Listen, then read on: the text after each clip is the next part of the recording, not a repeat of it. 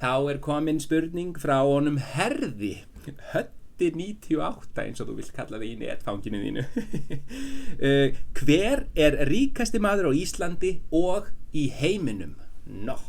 Það er nú dálítið flókið að hugsa hver ríkasti maður í heiminum, því að ég til dæmis var að horfa á viðtalsþátt í sjónvarpinu daginn og þar var svona rockari sem að hefur selt, held ég, tugi milljóna platna, en það var nú ekki að sjá á honum að hann var ríkur.